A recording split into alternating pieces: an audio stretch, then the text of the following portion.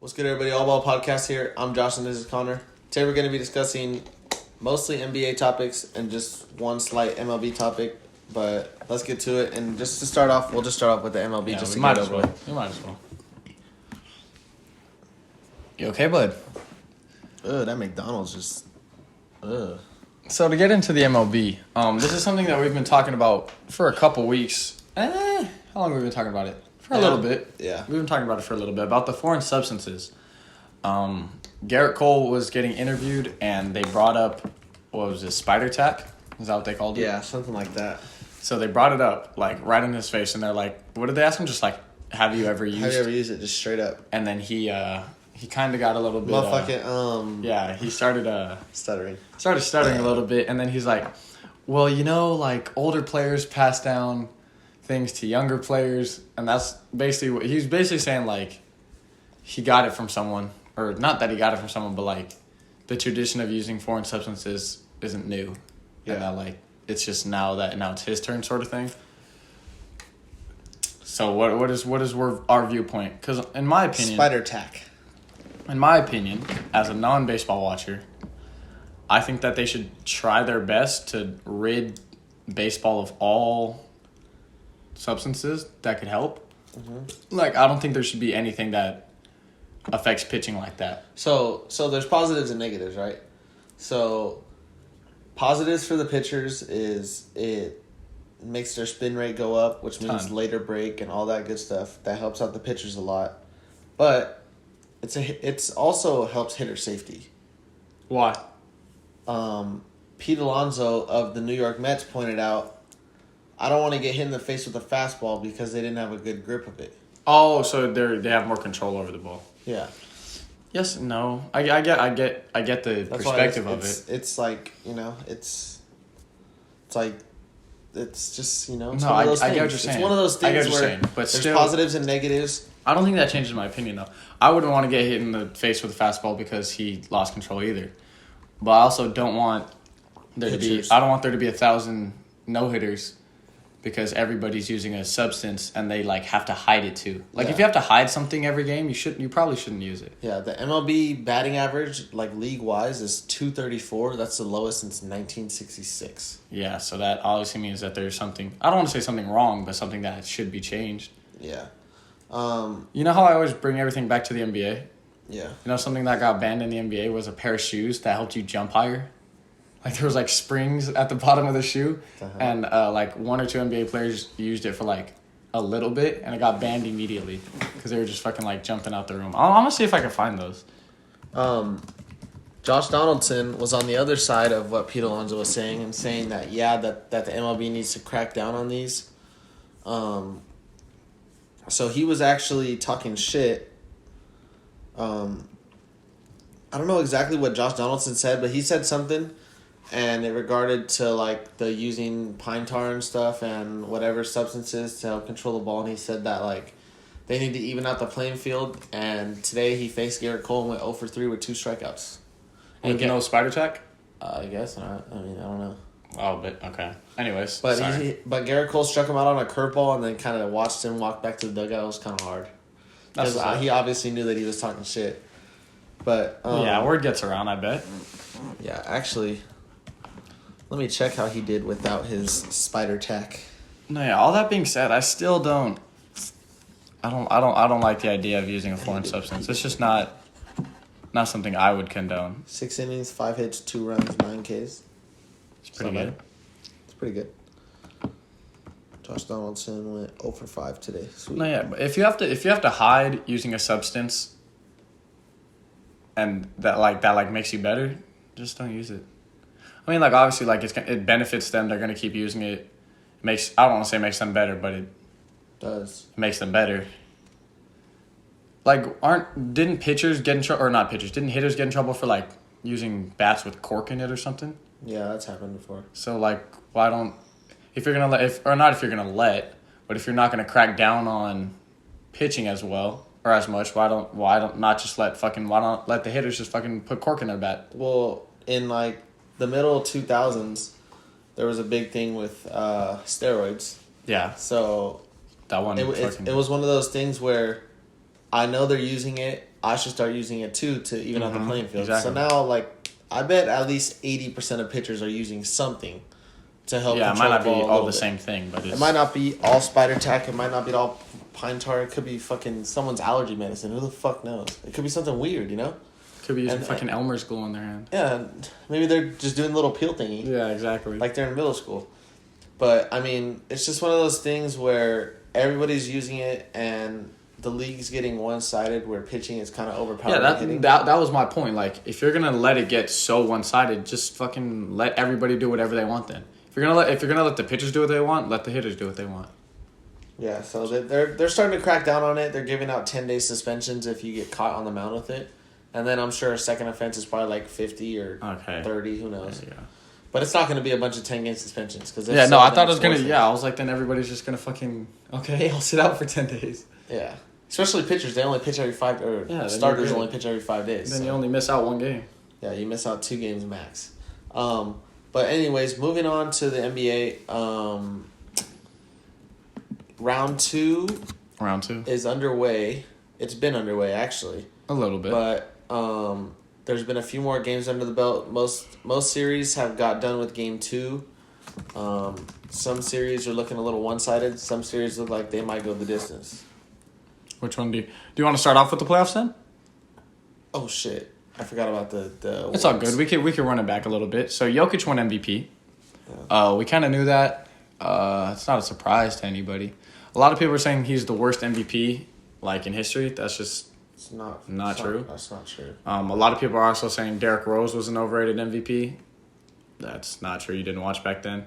A lot of people are bringing up the Steve Nash MVP of like 2005, like the one that Kobe Bryant should have won. He also kind of like he did the Chris Paul thing where he went to a team who had like 17 wins and turned them into a first seed and they made a playoff run. Like you could say that he wasn't valuable, but I think that a lot of people are just saying like Jokic is the worst MVP because like it wasn't as cool as a LeBron MVP or no, and Jokic isn't like a flashy player. Yeah, he's not. Like he's at what did he average? 25, 11, and 9 or something. What did he average? 26, 11, and 8. Yeah, those are fucking good ass numbers. As a center, come on. And I'm pretty sure there's been like a bad MVP like in like 1979 where he like hold on, let me just look up a random year. 1975 MVP. Well, NBA. Yeah, sorry, Joe Morgan. You know who that is? Yeah, I've heard of him. Is he cold? No, I think he was on the Reds. Yeah, Bob McAdoo's not better than... But look at Bob McAdoo's stats. Bob McAdoo, 1975. Let's see this boy's stats. Imagine he averaged like 33, 10, and 6. Imagine he was just going crazy. I'm just talking on my ass. 1975. He won it in his 3rd year in the NBA. Holy shit, he averaged 35. Never mind. Sorry, Bob McAdoo. Sorry, Bob McAdoo for Buffalo. What team was that?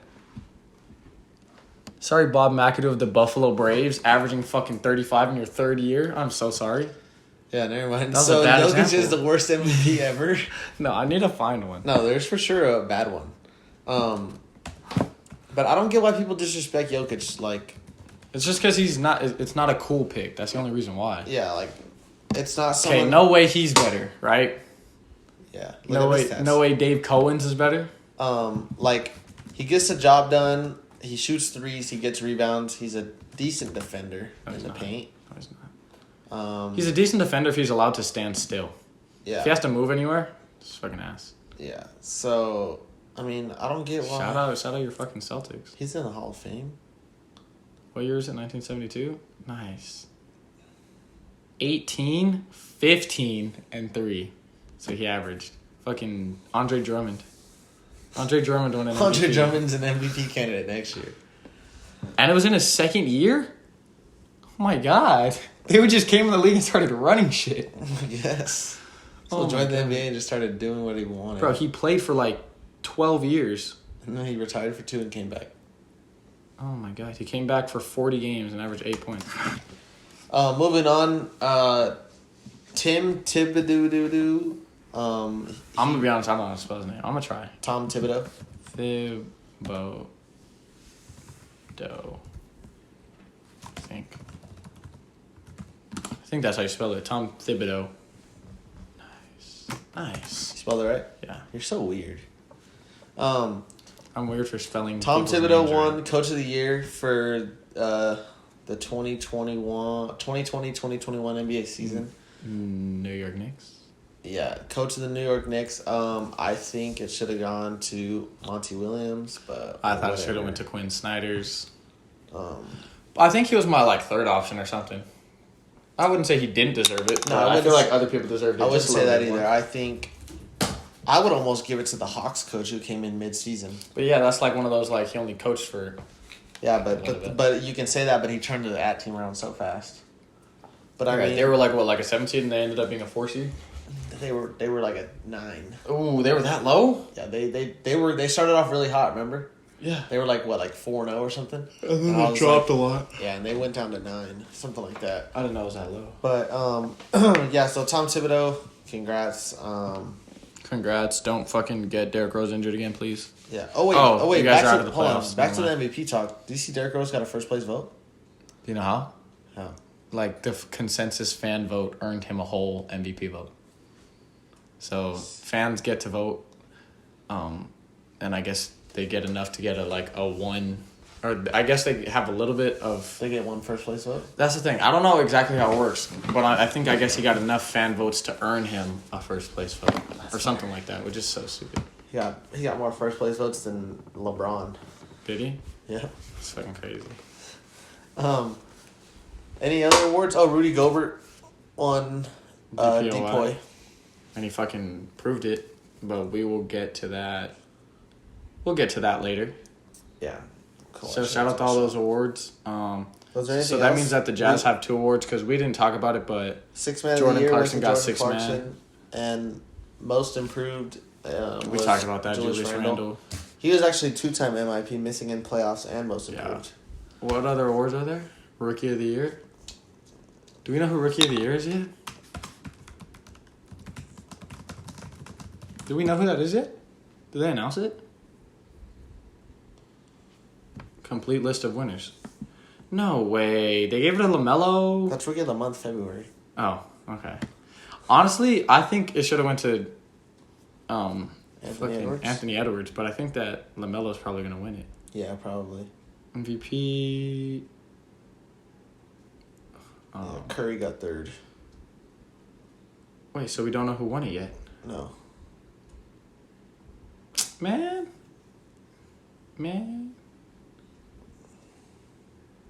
Yeah, I told you Michael Porter Jr. was there. Everyone for what? Fucking most improved. Oh. Everyone was saying Ben Simmons was snubbed. From what? Defensive Player of the Year? Yeah. I mean, yeah. He played great defense, but it's one of those stats. It's not that Rudy Gobert didn't deserve it. It's not that Ben Simmons didn't deserve it. It's just they thought Rudy Gobert deserved it more. 2.7. That's his 3rd. I think he's tied for the most, right? He's tied for 2nd. Most DPOY NBA. Because I know Dwight has 3. There's 3 people with 4. Is there? Yeah, Mutombo, Ben Wallace, and someone else. They're all tied for. Yeah, tied for 4. Dikembe Mutombo and Ben Wallace. Mutombo was fucking nasty. Ben Wallace was nasty. Bro, he was 6'9", blocking the shit out of people, I think. Blocking Shaq with authority.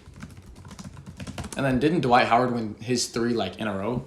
I'm not sure. I think Dwight Howard won his 3 in a row. I don't pay attention to Dwight fraud. Sus Howard.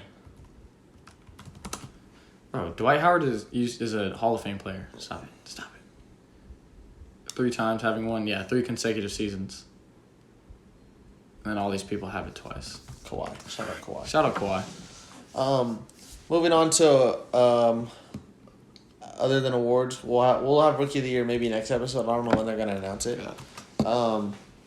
Which is weird. Why they don't just announce it all at once? It's weird, but I don't know. There's probably legal stipulations or something stupid. Moving on to the actual playoffs now, right? Yeah. So the Nets need to be nerfed. So the first series is the Nets-Bucks that we're going to be talking about. And the Nets have no James Harden. I'm pretty sure we talked about game one. We did. We talked about how he played for 40 seconds. Mm-hmm. Going into the second game, the Nets did even better. How much did they win by this time? 39. They won by 39 points. Giannis is not scared of KD, but he can't stop KD. They put PJ Tucker on him for a little bit. PJ Tucker's great, but fucking not enough to stop KD. The Nets are just too good. They have a lot of good pieces, a lot of star power, and I don't know if there's going to be any teams that can keep up with it. We both originally guessed Nets in 6 because we thought that the Bucks were going to be able to hold their own. Holy fuck. It's looking like they can't hold their own. Look at the Bucks shooting versus the Nets. Yeah. That's some great shooting splits. So the Bucks shot 44 from the field, 30 from 3, and 44 from the free throw line. And the Nets shot 52 from the field, 50 from 3, and 85 from the free throw line. There was a combined 16 free throws shot the whole game. It's kind of weird. They don't play defense, so I guess. But it's looking like a sweep. I think the Bucks might be able to maybe figure something out for a game, maybe 5, but it's looking like a sweep at this point. I think the they Nets might are win one in their house, but like they might win one in their house where KD was slow. Disappears. Yeah. Anything else? Bro, they honestly might just fucking what do you call it? Load manage in the playoffs. Wait for the finals, huh? Is that what they should do? They're just that good. Just load management, KD, and Kyrie. Fuck it, give them a game. Just let them rest. Yeah, no, they're just too good. Speaking of another team that just seems also, too good. if the Nets sweep the Bucks, that would put Jason Tatum probably like 4th in the NBA because he beat them by himself for a game. So that would move him up one spot automatically. Okay, Josh. Carry on. Moving on to the next series, Suns Nuggets. This is another series that I thought was going to go a little bit differently. I thought the Nuggets... Did we talk game 1? No, we didn't talk game 1. I don't think so. I thought the Nuggets were going to put up a little bit more of a fight, but this Nets team is just... Suns. Or the Suns team is just so good. They won the first game by 17. They won the second game by 30 or by 20... 20-something. They won the second game by 25. Jokic is doing okay, but he's just not doing as well in the matchup against DeAndre Ayton that they need. The first game, their guards were not all that good. I think Monte Morris shot 1 for 9, if I'm not wrong. I mean, this is just... So yeah, he had 2 points. I'm pretty sure he shot 1 for 9. They just don't have enough supporting cast to match up with Chris Paul, Devin Booker, Mikal Bridges, Saric, fucking Ayton. Who else? They have a lot of people. Cameron Payne is going crazy. Cameron Payne is deciding to show up really well. So Cameron Payne is going to get a big contract because of this playoff performance, and he's going to be absolutely shit with whatever team he goes to. Yeah. Just my prediction. I just want to say that, like, Jokic MVP, yes.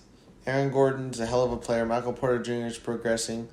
But with the starting lineup with Campazzo and Austin Rivers in it, I don't think it's not that great of a starting lineup, is it? It's not. If you have 2 70 overalls in your starting lineup and you're facing a team with no one under 80, is that accurate or inaccurate? Jay Crowder's like a 79. I did not mean to go to the YouTube video. Jay Crowder's like a 79 low key. Is he? You think he's that low? So you got a 85 overall Chris 85 Paul. Overall Chris Paul. 89 overall Devin Booker. I'm going to say 90 overall Devin Booker, just Okay. because he's been going crazy in the playoffs, so he gets a little +1. Okay. 84 DeAndre Ayton. Maybe 85 because he might get the little +1 too. Yeah, I say Jay Crowder's like a 77. 78, 79. 77. And I'd say Mikal Bridges is like 81 or an 80. He's like an 80. Yeah. And then if you have 2 70 overalls, Austin Rivers is like 72 overall. Campazzo is like 71 overall. And Austin Rivers literally has like 1 badge, and it's like ice and veins because he can hit free throws or something. Then Campazzo has 1 defensive badge, and it's like off-ball pest. That's it, and it's bronze. It's bronze. And like they're putting Austin Rivers on Devin Booker, And, like, whenever that matchup happens, like, you So just they know it's not going to end up well. Austin Rivers got fucked up by Dame, and they decided, you know what, let's just go throw him on D-Book like it's going to be any different. The Suns are just looking really good. Yeah. We had Suns in 6. This is another one that's looking like it might end a little bit early. Probably maybe 5. 4 or 5. This game 1, it was actually a really good game the first half, and then the second half the Suns pulled away. I think they went on a 22-4 run. I think I did see something like that. Something like that. 22-4 run, and then from then on they were just kind of cruising. The second game it was kind of Suns the whole way. The Nuggets were down like 10 or 12 at halftime.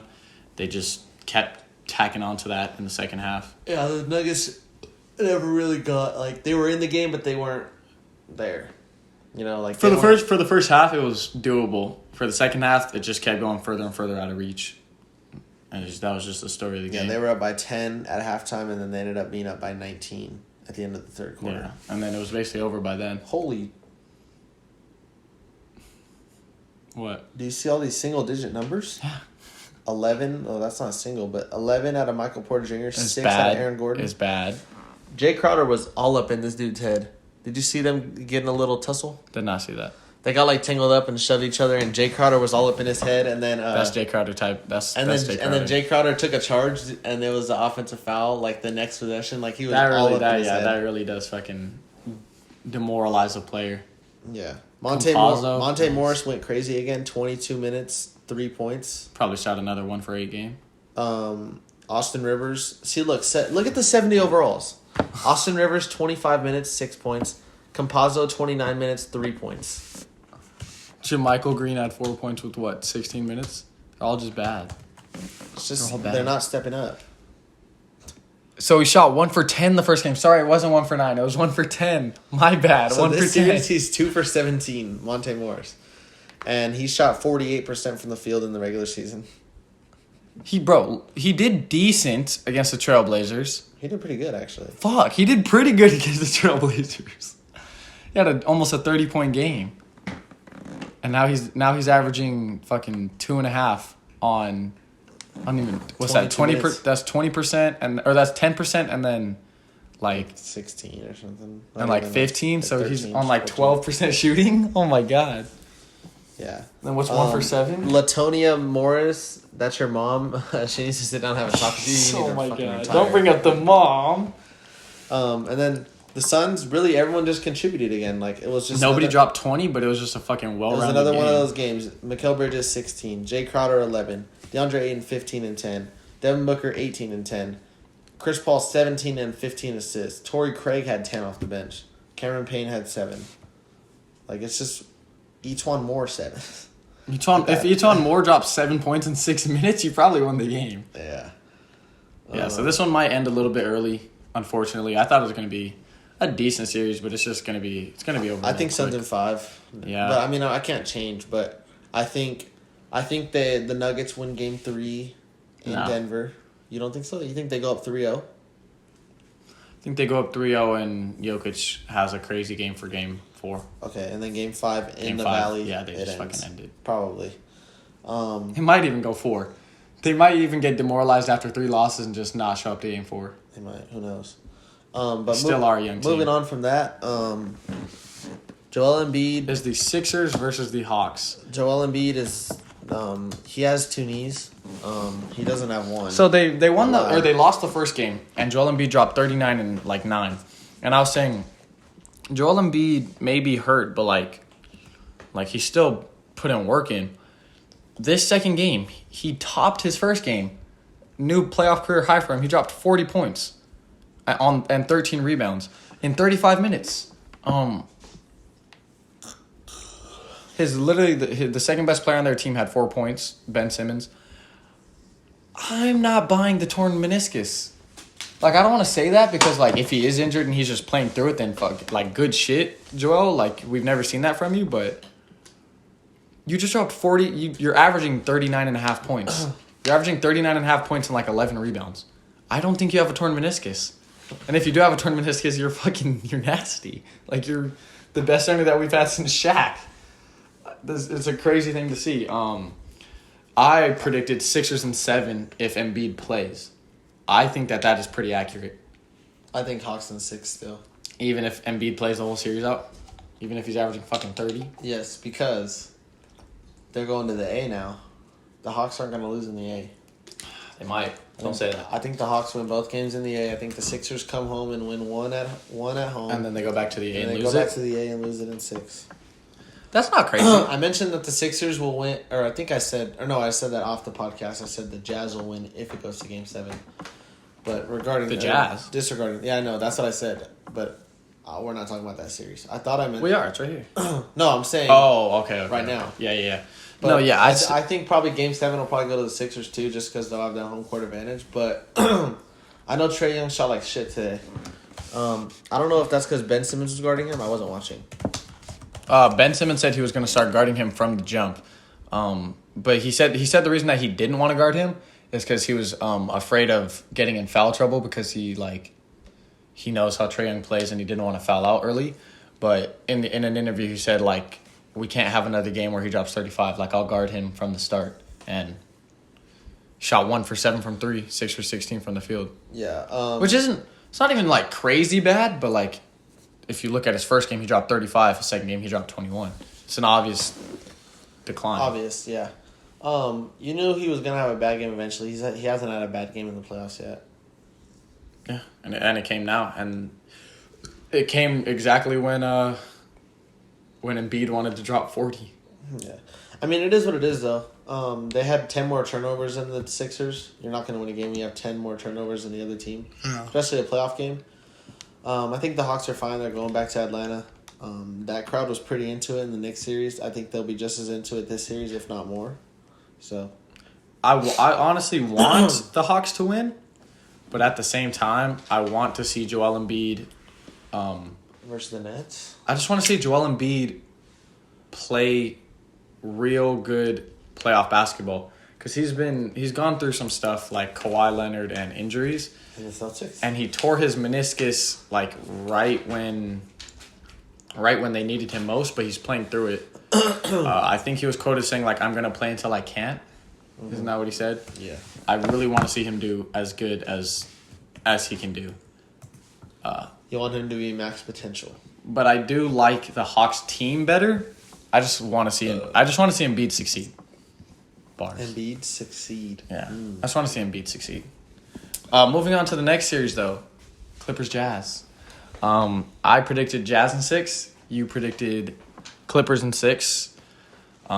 Jazz take the first game, and PG 13% showed out. What did you say he shot earlier? 4 for 16? Those might have been worse. 4 for 19. 4 for 17. 4 for 17. And he had a whopping 20 by the end of the game.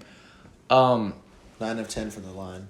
This game doesn't really tell me much because Paul George had a bad game and they only lost by 3. Now, we can expect Paul George to do bad a lot just because it's Paul George. But at the same time, if your second best player has a bad game and you win by 3 points, I think if you lose by 3 points? Yeah, you lose by 3 points. I think the Jazz, their player dropped 45, if I'm not wrong. Yeah, 16 of 30 shooting. So Donovan Mitchell is the second best player in this series, which is kind of tough to say.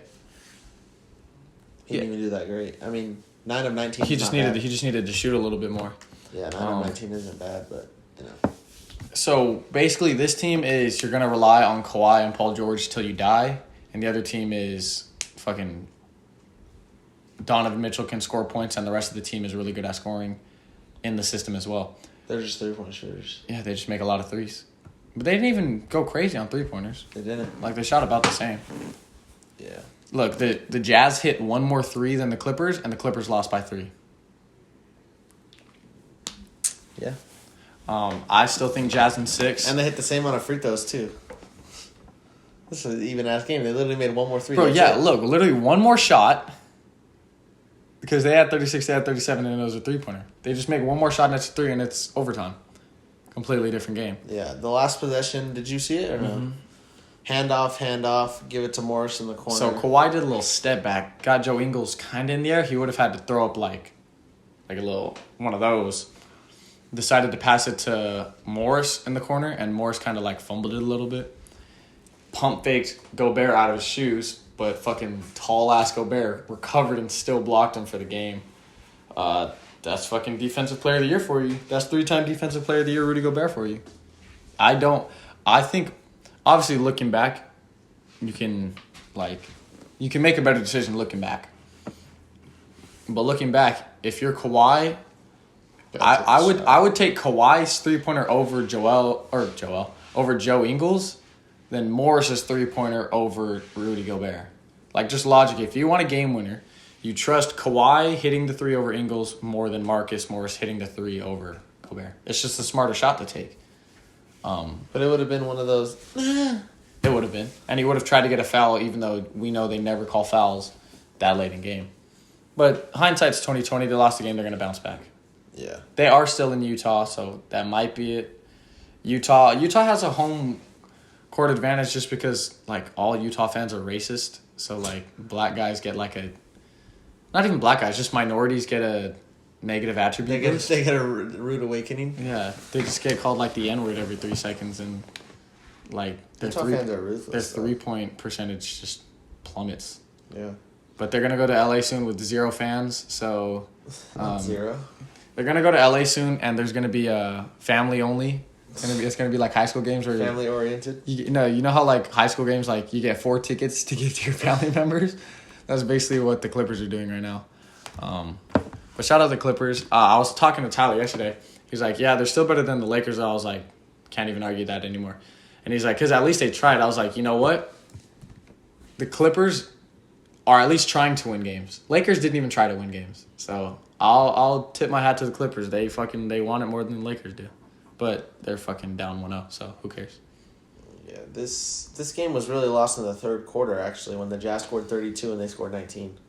They outscored them in the first, outscored them in the second. They got outscored by 3 in the fourth. But they really had to lead the whole entire game. The third quarter went bad. But maybe that just goes out to fucking Quinn Snyder's. Had a good talk at halftime. They came out ready. Exactly. I love the like seeing teams come out at halftime ready, because I really do credit a lot of that to the coach. The coach fucking lets them know, get your shit together and how to do it. Then they come out and they go crazy. Yeah. Moving on to our last topic. It's going to be literally like 10 seconds. The Celtics. Celtics are racist. Okay. Josh's team is the Celtics, the Boston Celtics, and Danny Ainge stepped down as the GM or as the president of basketball operations. And so Brad Stevens has taken over that role. He's leaving the coaching job. So they're currently in the market for coaches. It came out today. I don't know what the source was. I'm very sorry. I'll figure it out. You can probably post it on screen. Yeah, the source said that Boston Celtics are looking to hire a black coach. I don't know why. I really, like, you could say it's, like, to fucking help out diversity or to, like, make it maybe better communication with the players or something. There's an argument there. I don't think it's a good argument, but there is an argument there. But I just think that I think you find the best coach and hire him. But if the best coach is white and you're going to say no to him because you want a black coach, that's kind of weird. Like, if the best coach is black, hire the black coach. If the best coach is fucking a female, maybe don't hire her. But if the best coach is, like, Asian, hire the Asian. Who cares about, like, if there's a black coach and he's an intelligent basketball mind, then yes, hire him. If it's a white guy with an intelligent NBA mind, then yeah, hire him. But it's just stupid. Everything's about race. It is what it is. It is what it is. But that's going to cap it off for today, guys. Make sure you guys like, subscribe, share, do all that stuff. See you guys on Monday? See you guys on Monday when there will be more games played.